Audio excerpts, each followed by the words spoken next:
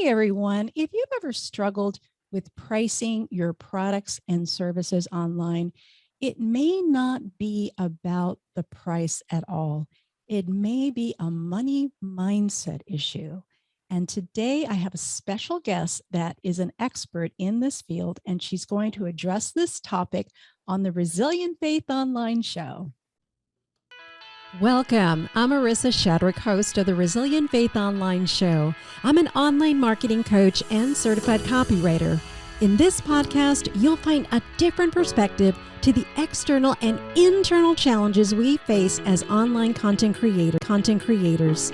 Join me for some inspiration and practical tips as we create positive change online. To connect with me in my private Facebook group, go to marissashadrick.com/community. Hello, everyone. Welcome. Marissa here, and I have a special guest, Jill Wright. Hello, Jill. How you doing? Hey, Marissa. It is so good to be here and so good to be collaborating in this way with you. I love it. I love it too. Yes. Jill and I are friends.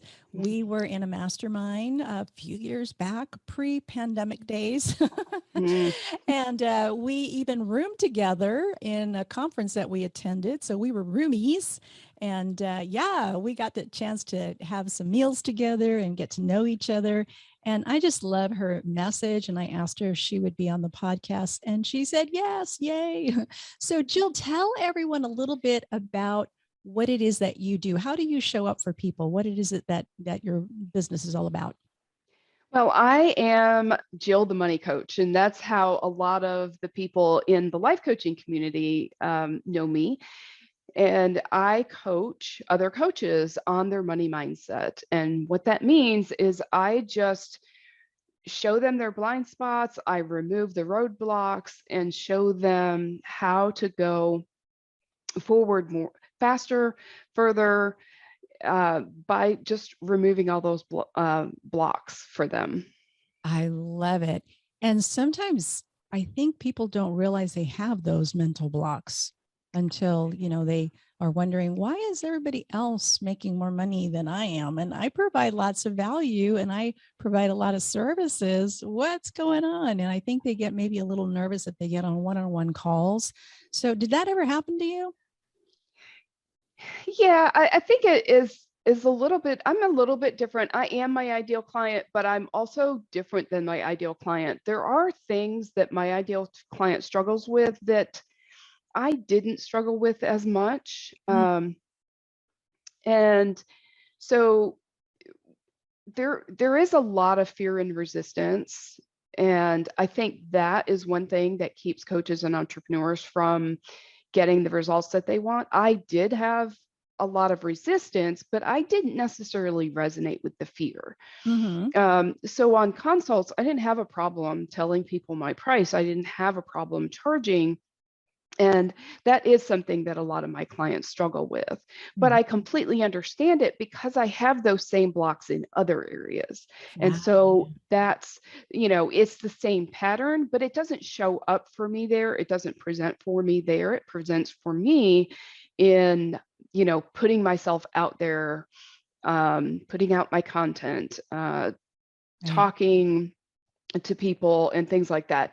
It's the same thought pattern, but it just presents in a different way. Right. Gotcha. Good answer. So what got you started? Of all the different things you could have done online, you decided to land here. What got you started really focusing on this and wanting to help other people break out of these barriers, that they've created for themselves so that they can succeed?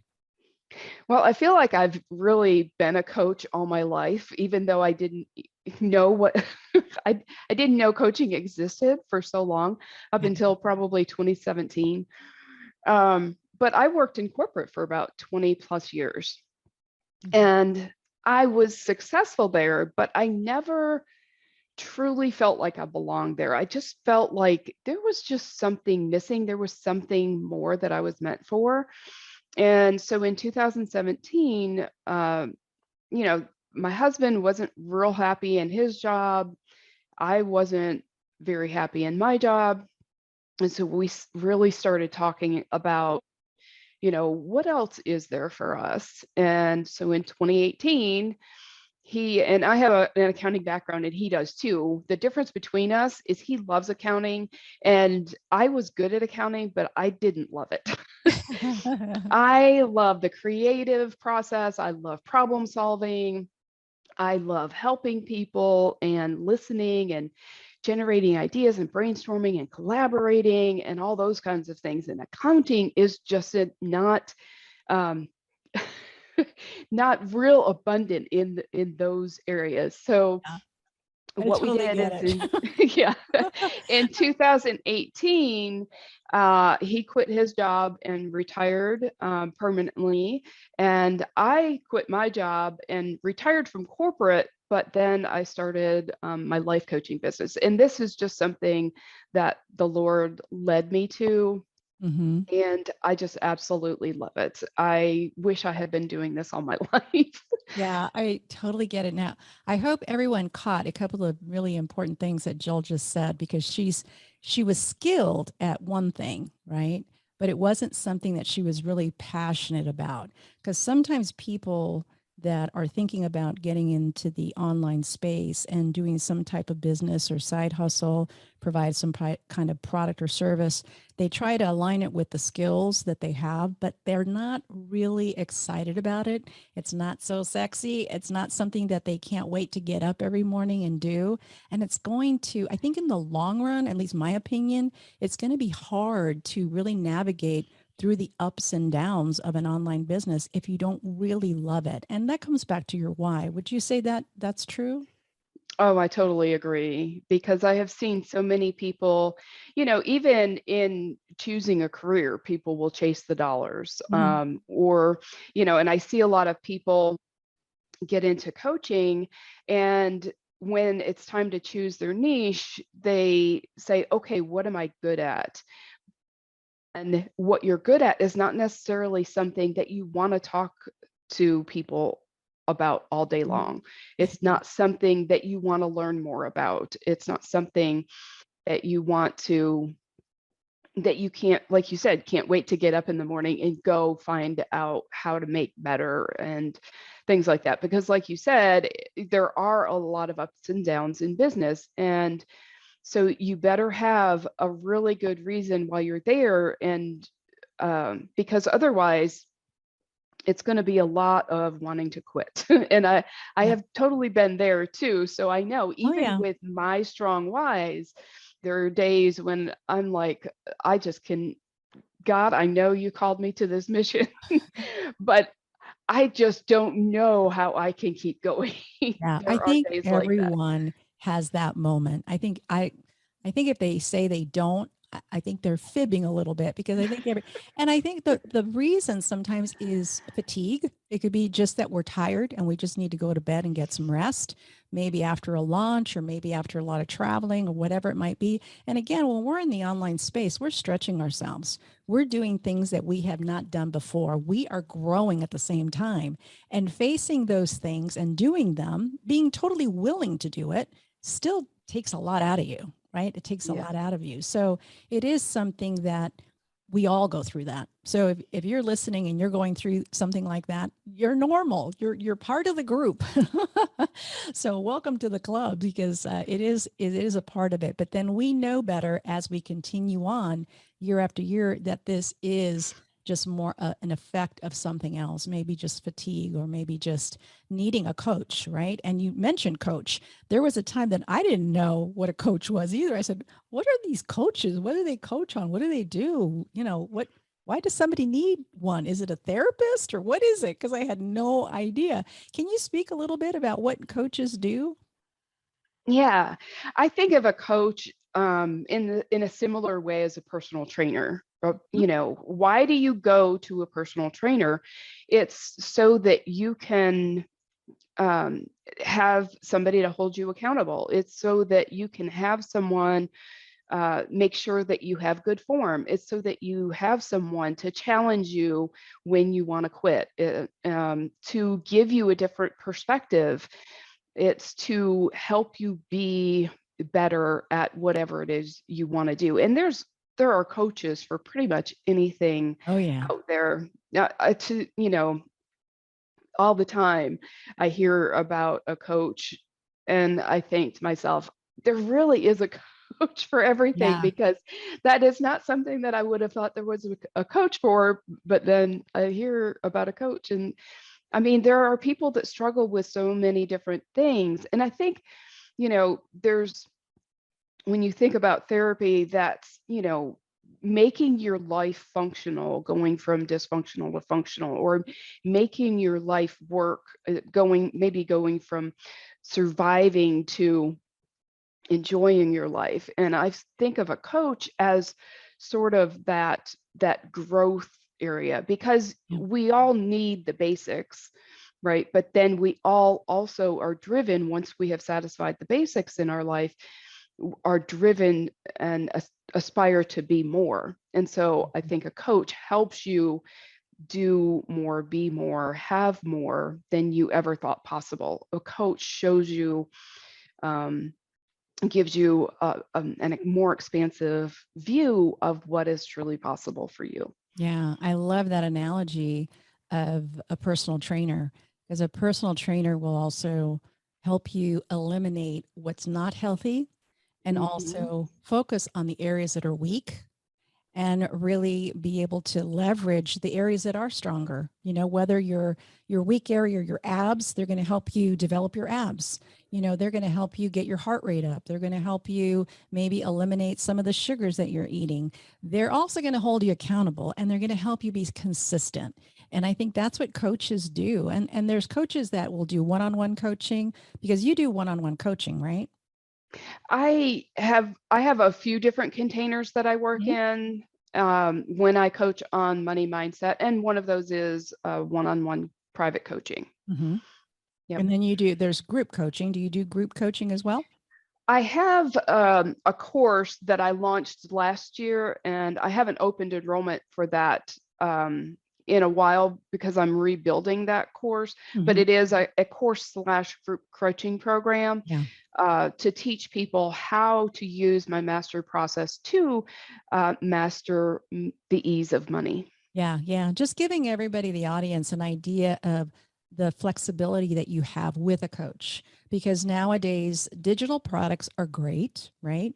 I cut my teeth with digital products, but there comes a time where you need to talk to someone. And if you notice, a lot of digital products now come with live coaching calls or live Q&A calls, because it just doesn't seem like it's enough. And so coaches will come alongside people, maybe in the form of an addition to a digital product, or maybe like Jill was talking about, one-on-one or group coaching. So there's different price ranges that people can come in and really take the advantage of a coach. And as Jill said, there are different coaches. I do copywriting coaching, and I do online business coaching, strategy. Jill just coaching. And you might be thinking, maybe I can do coaching too. And that's totally possible. That's totally possible. So in your business, was there a time that maybe it was really challenging? And what would that have been? Um, was it something just technical? Like today, I'll tell you very honestly, candidly, Facebook ads drive me crazy. I have a love hate for with Facebook, but that is something that is a challenge. Not enough to discourage me, but that's one thing that, as far as ads, I'm looking at different ways of spending my ad dollars, because Facebook challenges me. So if you're a Facebook expert, let me know. So what do you think, Jill? Was there anything that was challenging for you? Yeah, I think I think the better question is, what didn't challenge me? Ah, Uh, so authentic. Yes, yeah. for sure. For sure. Yeah. I think at every point along the journey of building a business, no matter where you are, there is something that is going to be challenging for you, no matter what level of growth you're at. Yeah. I think for a long time, what I struggled with, and I started to mention this a little bit earlier, and I think a lot of coaches struggle with this, is I struggled with putting myself out there. I have struggled with talking about myself. And it wasn't necessarily from fear. That wasn't ever something that I completely resonated with, because a lot of coaches will ask you, well, if you're not doing that thing, it must be because you're afraid of it. But we don't exercise sometimes, but it's not because we're afraid of it. So true. So, So true. but I have always, or most of my life, been sort of one of those people that loves supporting people and just doing it from the background. Yeah. I think our I personalities are different. Some of us are introverts. I'm really an introvert. I mean, I could be all day long just working and writing copy and be just a happy little camper. And but that just doesn't work to serve people. And if we have their best interest, it really sometimes we have to be flexible and meet people where they are. And I think that's probably what you're sharing, that you wanted to show up for people, right? Yeah, exactly. Yeah. Yeah. And so what I've done is I've tapped into other strengths. I've leaned into other strengths that I have. I don't know if you've taken Clifton 34 Strengths, Oh but yeah. Relator is very high to me. And that's about relationships and building relationships with people. And so relationships are important to me. Kindness and compassion are high on my core values list. Making people feel special, feel at ease, feel heard, feel seen. All of those are really important to me. Mm-hmm. And so I love, and developer is also high on my 34 strengths. So I love putting people, lifting them up and encouraging them and empowering and equipping them. And so I don't focus that much on myself. I focus more on other people. I think that's just a natural tendency. The other, and then the other challenges that I've had to overcome really were all about limiting beliefs, just beliefs that I absorbed as I was growing up, things that happened in my life that maybe were, some of those minor traumas that, it was better for me to be invisible than to be visible Mm-hmm. in my family. And so those things can all impact, and a lot of that stuff was subconscious. It wasn't something that I was consciously believing. And so I had to try different techniques, different tactics, different tools, different ways of going about things to uncover those things so that I could address them and find a way out of that. Like I said, it wasn't fear, it was more resistance, and it was more, you know, it was um, it was more of a preference for me. I don't want to do Yeah. that. Do I have a choice? Totally. Yeah. I totally get it. I totally get it. And I know that you've overcome a lot of it, because I don't know if you guys know it listening, but Jill has an amazing, beautiful Instagram, and she shows up live on there, and she's got some amazing quotes on there.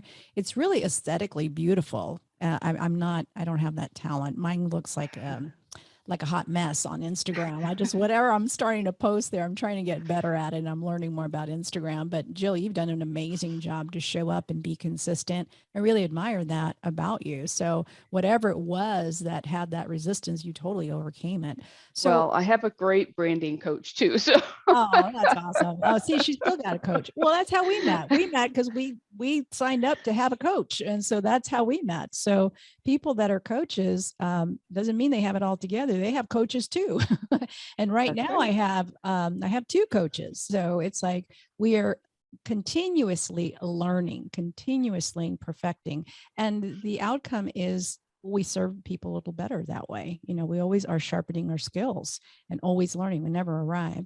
So, what tips can you give people when it comes to money mindset? What are some of the common mistakes that you see, or common challenges, or the things that you have to repeat all the time for people that seems to be a sticky point for people? I think most coaches and entrepreneurs just overcomplicate things. I Mhm. think simple strategies can create such huge shifts over time. And so I think focus on the 1 degree or the half degree of shift at any given time, because over time, that's going to compound. Yes. So keep it simple. That's tip number one. No matter what you do, keep it simple. Constrain and focus, because when you constrain and focus, it gives you more freedom and flexibility, but it also makes it easier to be successful. And that's just one way that I make money easier for my clients, is just helping them keep it simple, constrain, and focus. Excellent. And there's a lot to be said to keep it simple. And I know for my copywriting clients, I have to let them know that you're always going to be improving by 1%, a little bit of tweaking, because it really is a process of assembling and editing. The magic is in the editing. And I said, you're Mhm. going to improve things. But yes, you're absolutely right. Over time, when you look back, like anything else, you know, you will be better. Like even the analogy with the gym, at the time, we're not seeing it, we're not feeling it, we're a little sore, but then we look back after 3 months and we're going, wow, my clothes are fitting better. I actually have more energy. It's kind of a slow process where we look back and we see all the benefit of it. And it's the same way. And then you said also about focus. Um, what was it? You said something else in focus. What was Um, it? Keep it simple, constrain, and focus. Constraint. Can you unpack constrain a little bit? Yeah. So I figured out that I was doing this a few years ago. And what I decided to do was I decided to focus on three simple things in my business. And I think this is really easy to come up with. And I'll give you mine. I call them the three C's: clients, content, and connection. And those are the three things that I'm going to focus on in my business. Now, that may look different in quarter 1 than it does in quarter 4. It might look different in 2021 than it does in 2022, but I'm always coming back to make sure, what am I doing for my clients? What am I doing out there for my audience in terms of content? And how am I connecting? How am I connecting with my audience? How am I connecting with other entrepreneurs, other coaches? How am I building my network? How am I serving my network? Who am I collaborating with? And I think no matter how much time you decide to spend in your business, whether it's 5 hours or whether it's 50 hours, you can always focus on just three simple things. They don't have to be my simple things. It depends on what your business looks like. But, for me, if whatever time, if I'm going to spend 30 hours a week in my business, how much of that time is going to be distributed to clients? How much of Mhm. that time is going to be distributed to content? And how much time is going to be distributed to connection? I love that. And so that really helps you develop filters and foundations that are going to support your business. Filters to help you make decisions. What am I going to say yes to? What am I going to say no to? Are going to come back to those three simple things. And you can look at, for a particular quarter or a month, what is my objective in the area of clients during this quarter? What is my objective in the area of content or in the area of connection? And that will filter it down even further for you. So those are some really simple ways to keep it simple. I love it. I love working in quarters too. Three is a great number. Yeah. Working in quarters with 3 months in it, setting up your three goals for the quarter if you want, or sometimes I just have one, depending on what it is, no more than three. And then, looking at three goals maybe for the month, or depending on what you're doing, could be one. And then your daily stuff, looking at what are the top three things that you Yeah. need to get done.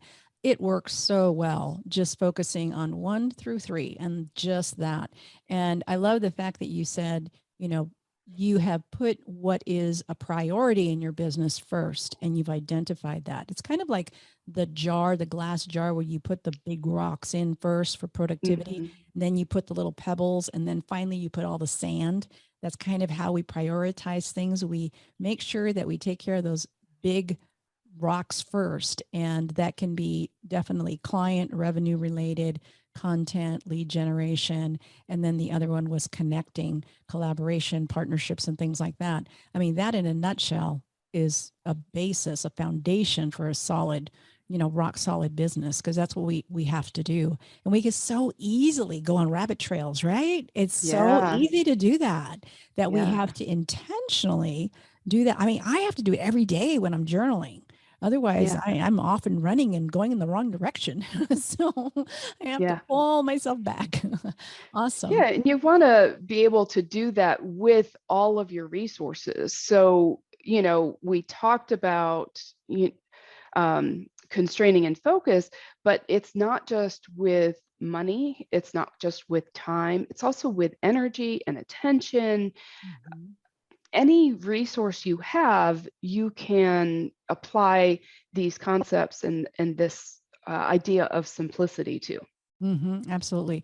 If you think like, well, we don't see that anymore because all of our temperature gauges are all, digital now. But you remember how you could tell the temperature when the red was going up, and you could see if Yeah, it was 80 degrees and 70 degrees, and we don't even have those anymore with the anywhere. mercury. I know the mercury in there. It's kind of like your energy is at, say, 100% in the morning. And then as it goes to 10 in the morning, 12 noon, 3 o'clock, it starts slowly going down, down, down, down. So we really have to figure out, what is it that's most important in the day. And for me, it's writing. Anything, if I have something that involves writing, I do it in the morning because that's when I'm fresh and I have better ideas. It doesn't always work that way. Sometimes I have to write late in the afternoon, depending on a deadline and stuff, but it's recognizing that. And I think you talked about strengths. That's also, I feel like, leveraging your strengths, right? Yeah, yeah. Yeah. Yeah. Yeah, I did so much of that work this past year, just learning different ways of looking at who I am and how I operate in the world. Mm-hmm. So I looked a little bit at human design. I learned my Enneagram type, and I Mm-hmm. mentioned Clifton 34 strengths. I think understanding how you work, and you can do even just, if you do time audits, then um, you'll learn a lot about yourself just doing that. You do energy audits, same thing. And so there are a lot of ways that you can look at and learn to um, to see how you best operate in the world and when you best operate, Yeah. is as far as time of day and energy levels and days of the week, and just lots of different opportunities to get to know who you are. That's another thing that I think limits people, is that they don't they don't go into learning about who they are with sort of this perspective of whatever I am is exactly what I'm supposed to be, and I can be successful being who I am. And so they have a lot of judgment around how they operate or how they do things, or maybe I don't have a lot of discipline, or I don't have a lot of structure, or I'm not a calendar person, or something like that. And when you make judgments like that, that definitely holds you back as well. Yeah. Yeah. No, I love that. I think it does start with ourselves. And for those of you listening too, I did the same thing. I went through the whole thing, the Enneagrams and all of that, and did some classes, even at church. We had some leadership classes. We did a lot of those to really discover who we are. And we also did some assessments as far as our spiritual gifts, so that we Mm, can see a good overview of the practical gifts that God has given us, but also the spiritual gifts and how they work together. And I think when we do that, it helps us as we begin to develop a team, because then there's that team dynamic that Lencioni talks about so much in his books. He's such a good author, but it's really good in developing a team. And really the churches, when I was working in ministry, it was, the focus was developing yourself, figuring out your own strengths and areas of weakness and those kind of things. But then how do you interact with a team so that there's better team building and better understanding for the ultimate goal or mission that was trying to be accomplished. And I think it's important. It starts with us, and then we can give ourselves some grace. So what if we're not good at something? Then we find someone that does it. You talked about accounting. I hate the money part of business. So I have a bookkeeper CPA that does that because I don't want to do it. Just tell me what the taxes are and that's it. I don't want to do it. So I recognize that, but I'm okay with it. I don't need to learn how to do that. I don't want to. That's where Yeah. you say, I don't want to do that. So Yeah. anyway, that's awesome. So what if someone wanted to work with you, Jill, if they felt like, gosh, I really need to wrap my brain around all of this, how can they connect with you? Do you have something coming up, or is there some way that they can get a hold of you? Yeah, the best way to get a hold of me is just to go to jillwrightcoaching.com. You can also find me on social media, LinkedIn, Instagram, Facebook, Pinterest, at Jill the Money Coach.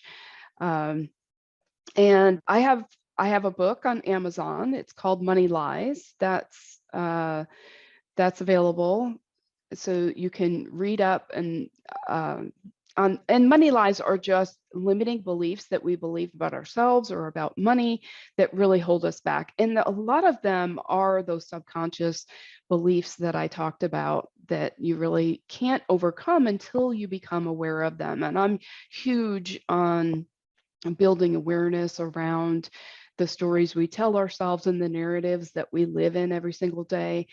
But I'll be releasing another book this year.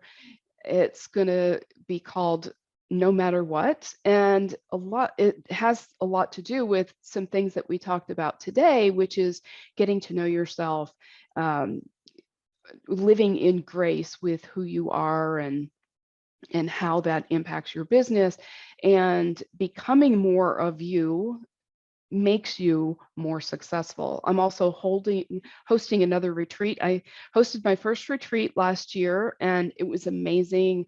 I absolutely loved it. It was here in Nashville, Tennessee. And this year, the retreat is going to be based on the book that I release in a couple of months. Oh, how We'll be cool. doing a deep dive into the concepts in the book and really applying them. The thing I love about retreats is that it's a really great opportunity to immerse yourself in this work for 4 straight days. People come out with such huge transformations when you're able to every day come back and look at things again and look at them in a different light and look at them in a different perspective. And just you can grow so much in those 4 days. It's just incredible. That's awesome. My son lives in Nashville, Tennessee. That sounds There you interesting. go. Great opportunity. Yeah, one of Business the slash girls, personal trip.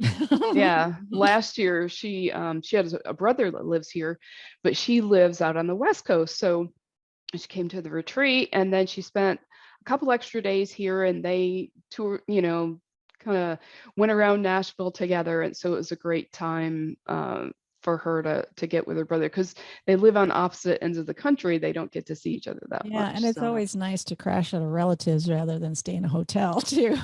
yeah. Take advantage of that. Do you have a date set for that retreat? The tentative dates and the final dates will be pretty close to this, but the tentative dates are September 21st through the Okay. 25th. So in So it September. might vary 1 or 2 days on either end. And they can go to your website and then see all that when the time comes.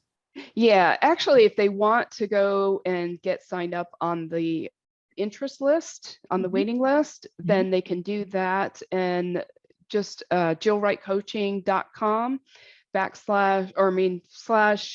/ elevate retreat interest.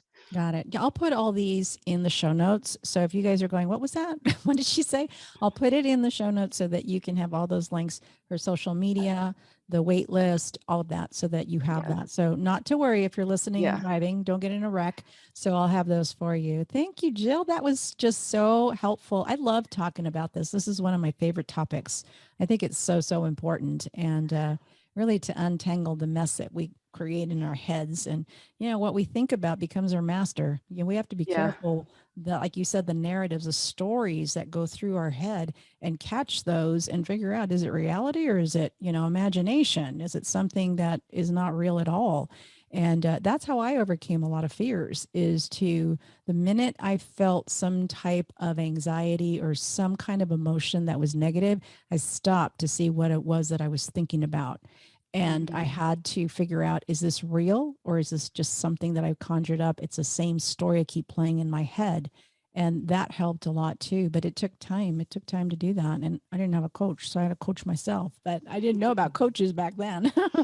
So in any Yeah. event, I'm going to put all those links in the show notes.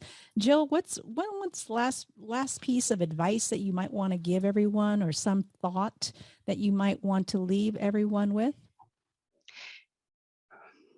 Money is fun and money is easy. That's awesome. I love it. Money is fun and money is easy. It's not evil, folks. Yeah. The And the incorrect use of money is evil, but that's on the person, right? The money itself is a tool, it's a resource. So I yeah. love that. I love that. Well, thank you so much, Jill. I really appreciate you being on the show. You gave us such value, so many great, amazing nuggets. I know this is really going to help and bless many people. And I wish you much success on the retreat and all the things that you're planning in the future. I know you're going to impact a lot of people. So thank you for that. Thanks so much, Marissa, for having me on. It's been great catching up with you and talking about the thing that I like to talk about all day, which is money. I know. It's awesome. It's awesome. All right, everyone. Take care, and we'll talk to you soon.